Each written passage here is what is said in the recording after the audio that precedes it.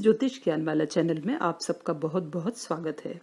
Friends, आज की video में हम एक बहुत ही स्पेशल टॉपिक नवमांश कुंडली से वैवाहिक जीवन की जानकारी हम कैसे प्राप्त कर सकते हैं, इस विषय के बारे में डिस्कस करेंगे, जिसमें नवमांश कुंडली का क्या महत्व होता है, नवमांश कुंडली को कैसे देखा जाता है और वो कौन कौन से हाउसेज हैं जिन्हें नवमांश कुंडली में देखना चाहिए।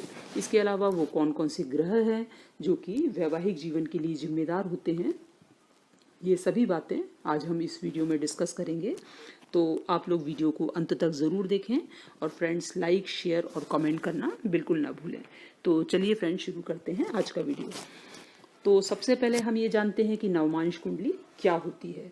तो नवमांश कुंडली जो है ये एक डिविजनल चार्ट होती है, यानी कि वर्ग कुंडली होती है, और इसे वैदिक ज्योतिष में D9 चार्ट के रूप में हम जानते हैं। जैसा कि हम लोग लग्न कुंडली को D1 चार्ट के रूप में जानते हैं, इसी तरीके से नवमांश कुंडली जो होती है वो D9 चार्ट के रूप में जानी जाती है।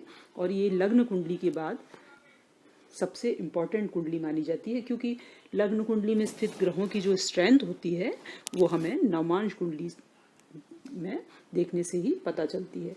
यदि लग्न कुंडली को मान लीजिए हम लोग लग्न कुंडली को बॉडी के रूप में यानी कि शरीर के रूप में देखते हैं, तो जो नवमांश कुंडली है ये एक तरह से आत्मा या सोल को रिप्रेजेंट करती है। इसलिए सिर्फ लग्न कुंडली से एनालिसिस करने पर फलादेश पूरी तरह से सही नहीं आता है, जबकि यदि लग्न कुंडली के साथ साथ नवमांश कुंडली की भी स्टडी करते हैं हम, तो प्रेडिक्शंस बिल्कुल सही बैठते हैं। नवमांश कुंडली से व्यक्ति के विवाह और वैवाहिक जीवन से संबंधित जानकारी हमें प्राप्त होती है। जैसा कि हम जानते हैं कि लग्न कुंडली में तो हम सप्तम भाव से इसको देखते हैं, तो इसी सप्तम भाव का डिटेल हमें नवमांश कुंडली में देखने पर पूरी तरह से प्राप्त हो जाता है कि वैवाहिक जीवन कैसा होगा, खुशहाल होगा या नहीं होगा। इसके अलावा हमें नवमांश कुंडली में बिजनेस और पार्टनरशिप से संबंधित जानकारी भी हमें इस कुंडली से प्राप्त होती है। अब हम डिस्कस करेंगे कि नवमांश कुंडली को कैसे पढ़ा जाता है। तो सबसे पहली बात तो यह है कि नवमांश कुंडली को हमेशा लग्न कुंडली के साथ साथ ही हमें देखना चाहिए। यदि लग्न कुंडली में मान लीजिए मैरिज से रिलेटेड, इस लग्न कुंडली में मान लीजिए मैरिज से रिलेटेड कोई भी प्रॉब्लम नहीं है, परंतु यहाँ पर नवमांश कुंडली के अंदर प्रॉब्लम्स दिखाई दे रही हैं, तो व्यक्ति की जो मैरिड लाइफ होती है उसमें कोई खास दिक्कतें नहीं आती हैं। जबकि यदि लग्न कुंडली में भी मान लीजिए इस लग्न कुंडली में भी दिक्कतें हैं और साथ ही साथ नवमांश कुंडली इसमें भी दिक्कतें हैं, तो व्यक्ति की मैरिज लाइफ जो है दोनों ही कुंडलियों में यदि दिक्कतें हैं, यानी कि दोनों ही कुंडलियां यदि पीड़ित स्थिति में हैं, तो फिर व्यक्ति की मैरिड लाइफ जो है वो काफ़ी ख़राब होती है। इसीलिए सही जानकारी प्राप्त करने के लिए हमें दोनों ही कुंडलियों को बारीकी से देखना चाहिए।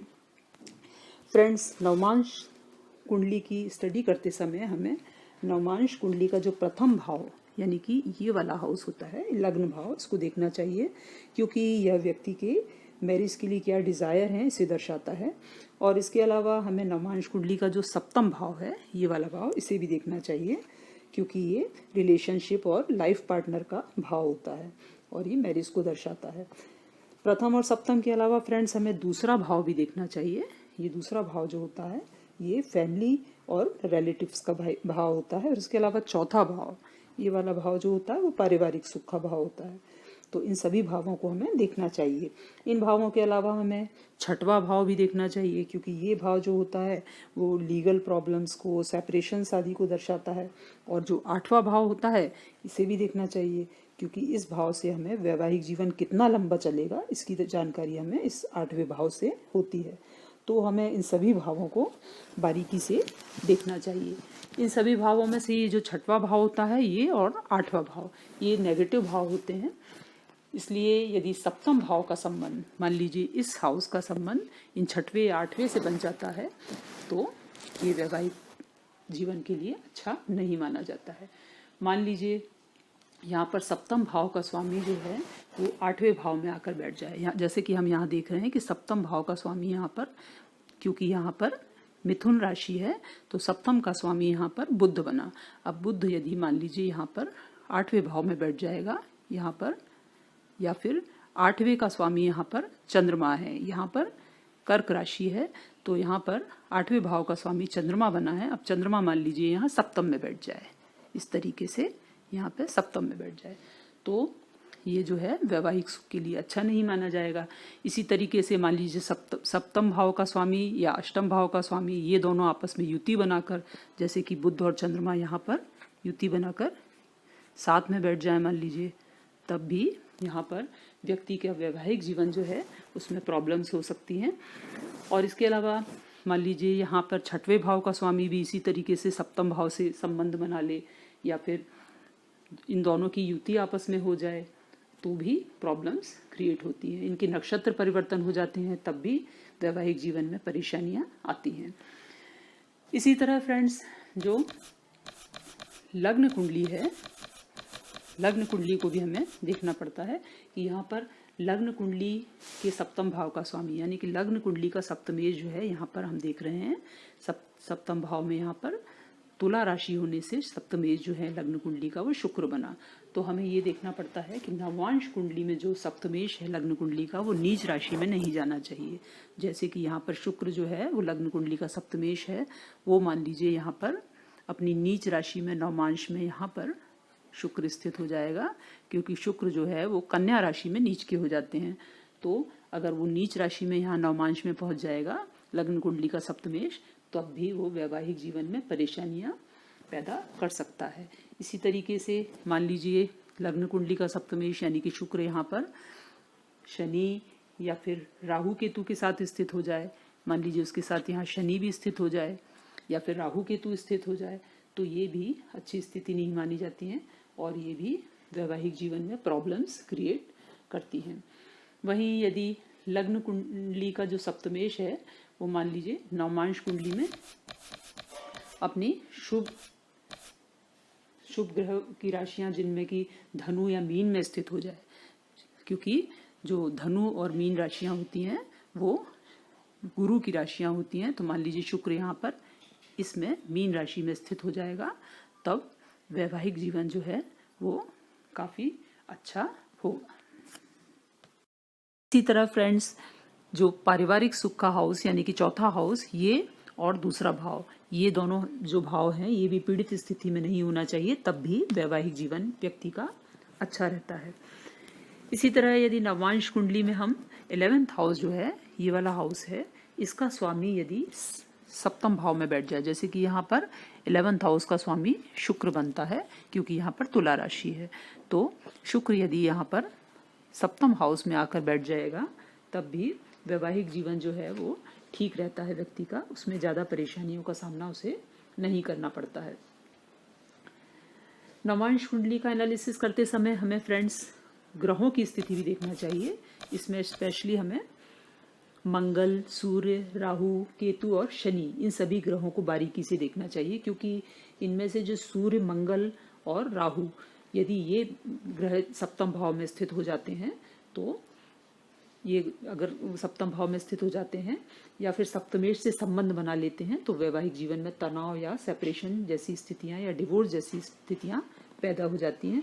वहीं यदि शनि या केतु ये सप्तम भाव में स्थित हो जाते हैं, तो एडजस्टमेंट की कमी रहती है रिश्तों में, और रिश्तों में काफ़ी रूखापन रहता है, विरक्ति का भाव हो जाता है। ये जो ग्रह होते हैं शनि और केतु विरक्ति जैसा पैदा करते हैं, परंतु ये सेपरेशन या डिवोर्स की स्थितियां नहीं होने देते। जबकि क्रूर ग्रह जैसे कि मंगल, राहु आदि यदि यहाँ पर सप्तम में स्थित हो जाए, मान लीजिए यहाँ पर मंगल स्थित हो जाए या राहु स्थित हो जाए, तो ये वैवाहिक जीवन में काफ़ी तनाव पैदा करते हैं। इसी तरह फ्रेंड्स, यदि शुभ ग्रह जैसे कि मान लीजिए गुरु, चंद्रमा, शुक्र, ये सभी शुभ ग्रह जो होते हैं, यदि ये शुभ ग्रह जो है वो सप्तम भाव से संबंध बना ले मान लीजिए, तो व्यक्ति का वैवाहिक जीवन, यहाँ पे मान लीजिए गुरु स्थित हो जाए, तो व्यक्ति का वैवाहिक जीवन काफ़ी सुखद रहता है। परंतु इसके लिए हमें ये भी देखना चाहिए कि ये जो शुभ ग्रह हैं, गुरु, चंद्रमा, शुक्र आदि जो हैं, वो इस छठवें भाव के या 8वें भाव के स्वामी नहीं होना चाहिए। जैसे कि यहाँ पर हम देख रहे हैं कि 8वें भाव का स्वामी यहाँ पर चंद्रमा बन रहा है, तो यदि चंद्रमा यदि 8वें भाव का स्वामी होकर यहाँ पर बैठेगा, तब फिर वैवाहिक जीवन में प्रॉब्लम्स क्रिएट कर सकता है। हालांकि ये नैसर्गिक रूप से शुभ ग्रह होते हैं, इसलिए व्यक्ति की जो मैरिड लाइफ होती है उसमें थोड़ा एफर्ट लगाने से वैवाहिक जीवन टूटने से बच जाता है।